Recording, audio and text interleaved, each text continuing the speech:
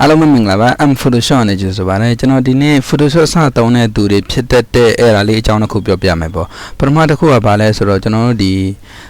tool လေးတွေသုံးတဲ့အချိန်မှာ tool ရဲ့ပုံစံလေးတွေ icon လေးတွေပုံမှန်အားဖြင့်မပေါ်ဘဲနဲ့အပေါင်းလက္ခဏာလေးပဲပေါ်နေရတယ်ပတ်သက်ပြီးပြောပြပေးသွားမယ် Okay နောက်တစ်ချက်ကဘာလဲဆိုကျွန်တော်မြန်မာသားရိုက်တဲ့အချိန်မှာတဘော win font တွေပါတယ်ရိုက်တဲ့အချိန်မှာမြန်မာသားမမှန်မဲနဲ့မားနေရပေါ့နော်ကိုကမှန်တဲ့နဲ့ဘာကြောင့်မားနေရလဲပေါ့ Okay အဲ့ဒါနဲ့ပတ်သက်ပြီးပြောပြပေးသွားမယ်ကြည့်လိုက်အောင်တစ်ချက် Okay အဲ့တော့ကျွန်တော်ပထမဆုံးတစ်ခုကဘာလဲဆိုတော့ Photoshop ထဲမှာကကိုက2လေးတွေတုံးတယ်ဆိုရင်သဘောကဒီမယ်နော်ကိုအနေနဲ့ဒါလေးကိုဘာတုံးလဲဟုတ်ပြီနော် quick selection 2လေးတုံးတယ်ဆိုရင် quick selection 2ရဲ့ပုံစံလေးပေါ်နေတယ် okay ဟုတ်ပြီနော်ဒီမယ်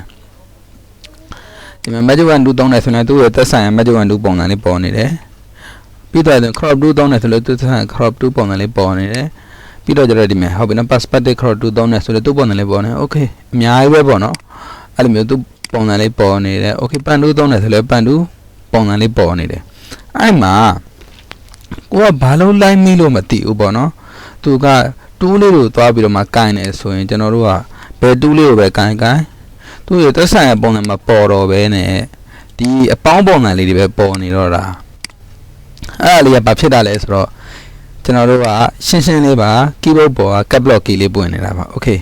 cap lock key လေးကိုပြန်ပြီးတော့မှပိတ်လိုက်မယ်ဆိုရင်ကျွန်တော်တို့သက်ဆိုင်ရာ icon ပုံစံလေးတွေပြန်ပြီးတော့မှပေါ်လာလိမ့်မယ် okay ရမယ်နော်အဲ့ဒါဆိုရင်ဒါပထမတစ်ခုပြီးတော့ပြီနောက်တစ်ခုကဘာလဲဆိုတော့ကျွန်တော်တို့ဒီစာရိုက်တယ်ပေါ့နော်စာရိုက်တယ်ဆိုတော့ဟို type 2လေးယူလိုက်မယ်ယူပြီးတော့ဒီမှာရိုက်မယ်ပေါ့နော် okay မန္တလေးအကြီးတွေနဲ့ရိုက်ချင်တယ်ဆိုပြီးတော့ကျွန်တော်ကဘယ်လိုလုပ်လဲ okay ဒီတိုင်းပဲရိုက်မယ်နော် okay ပြီးတော့ control ရေးပေးလိုက်ပြီးတော့ v လေးကင်ပြီးတော့ horizontal center နဲ့ vertical center ရွေးပေးလိုက် okay ပြီးတော့ control D နဲ့လိုက်ပြီးတော့ control D နဲ့ move tool လေးတစ်ချက်အရင်ချိန်လိုက်နော်မြန်မာသာဝင်နေ window key နဲ့ space bar လေးနဲ့ပြီး english ကိုချိန်ပြီးတော့ဆိုရင် move tool လေးကိုတစ်ချက်နှိပ်လိုက်ပြီးတော့ control D နှိပ်လိုက်နှိပ်ပြီးတော့ဒါလေးကိုကြည့်လိုက် okay အဲ့တော့ကျွန်တော်အခုဘာလုပ်ချင်တာလဲဆိုတော့အခုပေါ့နော်အစစလုံးလေးပဲကြည့်နေနောက်စလုံးလေးတွေသေးတယ်ဆိုတော့ကျွန်တော်ပြင်မယ်ဆိုတော့ဒီထက်ကိုသွားပြီးတော့တဲ့အချိန်မှာဘာလုပ်တယ်လဲဆိုတော့ဒီမှာဒါလေးကိုရွေးပေးလိုက်တယ်ဟုတ်ပြီနော်အကောင်တော့ all cap ကိုရွေးပေးလိုက်တယ်ရွေးပေးလိုက်တော့အခုကအဆင်ပြေသွားပြီပေါ့ဒီမှာနော် okay အဆင်ပြေသွားပြီသဘောကျတယ်ပေါ့ဒါပေမဲ့အဲ့ all cap ကိုရွေးတာလေကိုကျွန်တော်ဖြုတ်လာဆိုတော့မဖြုတ်ဘူးဒီတိုင်းလေးထားပစ်ခဲ့တာပြီးတော့တဲ့အချိန်မှာမြန်မာသားစလုံးတွေကိုကျွန်တော်သွားပြီးတော့မှရိုက်တယ်ပေါ့နော် okay type 2လေးယူတယ်ယူပြီးတော့ဒီကနေပြီးတော့မှကျွန်တော်တစ်ခုရွေးတယ်ပေါ့နော်အဲ့တော့ဘာရွေးရမလဲဆိုတော့ W56 okay ရွေးလိုက်ပြီရွေးပြီးတော့တဲ့အချိန်မှာကျွန်တော်ဒီမှာလာပြီးတော့မှရိုက်မယ်အော်မမှန်နေတော့ဒီမှာဒီလိုတွေဖြစ်နေ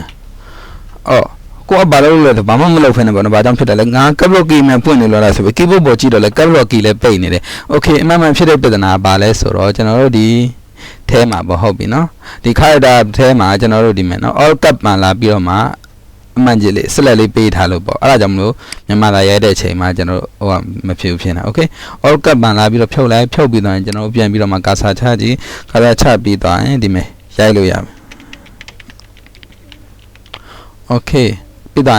ဒုတိယအနာခောက်လိုက်အဆင်ပြေမယ်နော်အဲ့တော့ခုနအတိုင်းပဲအညီလေးလိုချင်တယ်အောက်ကဟာဖြတ်ပြီးတော့ဒီမှာလည်းပဲ control နဲ့နှိပ်လိုက်နှိပ်ပြီးတော့ move tool လေးကန်ပြီးတော့စန္ဒာလေးနှစ်ခုချိန်ပေးလိုက် control D နဲ့ selection ပြန်ဖြုတ်လိုက်နောက်ပိုင်း version တွေမှာတော့လေသူက canvas size နဲ့ဒီ align ချိန်တာတစ်ခုတက်ပါတယ်ပေါ့နော် canvas size မှာပါခင်မှာတော့ဘာလုပ်မလဲဆိုတော့ကျွန်တော်တို့ဟိုကနေပဲချိန်ပေါ့နော် selection နဲ့ပဲချိန်မှာ okay အဲ့ဒါလည်းပဲနောက် video လေးကြပြောပြပေးသွားမယ် okay အဲ့ဒါဆိုဒီနေ့ကျွန်တော်ပြောခဲ့တဲ့အချုပ်လေးနှစ်ခုနှစ်ခုအချုပ်ပြန်ပြောပြပေးမယ်ပထမတစ်ခုကဘာပြဿနာလဲဆိုတော့2လေးကိုင်တဲ့အချိန်မှာကျွန်တော်2ရဲ့ icon ပုံစံမပေါ်ဘဲနဲ့ဘာပဲပေါ်နေရလဲဆိုတော့အပေါင်းလက္ခဏာလေးပဲပေါ်နေတယ်အဲ့ဒီပြဿနာဖြစ်ရှင်းချက်က cap lock key လေးပွင့်နေလို့ပါ cap lock key ပိတ်လိုက်ပါနောက်တစ်ခုကမြန်မာသားတွေရတဲ့အချိန်မှာမမှန်မှုဖြစ်နေတာ unicode font ကိုပြောတာမဟုတ်ဘူးเนาะ okay မြန်မာသားတွေရတဲ့အချိန်မှာ win font တွေရတဲ့အချိန်မှာမမှန်မှုဖြစ်နေတယ်ဆိုရင်ကိုယ့်ရဲ့ keyboard ပေါ်က cap lock ကိုစစ်ပါ cap lock ကဖွင့်မထားပါရဲ့တဲ့မြန်မာသားတွေကမမှန်မှုဖြစ်နေတယ်ဆိုရင်ကျွန်တော်တို့ကသူ့ရဲ့ character လေးထဲမှာလာပြီးတော့မှဒီ all cap မှာ check ထားလားဆိုတော့တစ်ချက်စစ်ပေးပါ check ထားတယ်ဆိုတော့တစ်ချက်ဖြုတ်ပေးပါ okay အော် character လေးကဘယ်ကနေသွားရှာမလဲဆိုတော့ကျွန်တော်တို့လွယ်ပါတယ် window တွေကိုသွားမယ်မတွေ့ဘူးဆိုရင်ပြောတာပေါ့နော်ပြီးတော့ဒီထဲမှာ character ဆိုပြီးတော့မှပါပါတယ်ကို အဲ့ထဲကနေပြီးတော့မှသွားပြီးတော့တစ်ချက်နှိပ်ပြီးသွားရင် character ပေါက်လေးပေါ်လာလိမ့်မယ်အဲ့ထဲမှာကိုသွားပြီးတော့မှပြင်ပေးလို့ရပါတယ် okay ဒီ character အကြောင်းလေးလည်းပဲเนาะကျွန်တော်တို့ချက်ဗီဒီယိုလေးတင်ပေးထားတာရှိတယ်သူ့အကြောင်းလေးကိုလည်းပဲဟိုတေချာလေးသိကျင်နေဆိုရင် character အကြောင်းတင်ပေးရ okay sorry နော် paragraph အကြောင်းအဓိကဖြစ်လိမ့်မယ်ထင်တယ်နော် character အကြောင်းလည်းပါလိမ့်မယ် okay ဘာပဲဖြစ် sorry ပါအဆင်ပြေပါတယ်နော်အခုဒီနေ့ပြောပြတဲ့အကြောင်းလေးနှစ်ခုကိုကြည့်ပြီးတော့မှတစ်ခုတစ်ခုအကျိုးကျေးဇူးတစ်စုံတည်းရသွားမယ်ဆိုရင်ကျွန်တော်တို့အဆင်ပြေပါတယ်ဝမ်းသာပါတယ်အဲ့တော့အားလုံးပဲ thank you ပါဒီနေ့တော့ဒီလောက်ပါပဲနောက်ရက်ဒီမှာလည်းဗီဒီယိုလေးတွေတင်ပေးသွားမယ်သိချင်တာလေးရှိရင်မေးခဲ့လို့ရတယ်ဒါမှမဟုတ်တင်ပေးစေချင်တဲ့ဗီဒီယိုလေးရှိရင်လည်းပြောပြပေးသွားလို့ရတယ် Photoshop အကြောင်းအရာလေးတွေကိုကျွန်တော်ဒီ page လေးကအများကြီးများဝယ်သွားမှာဖြစ်လို့ like လေးယူထားပေးပါအားလုံးပဲ thank you ပါ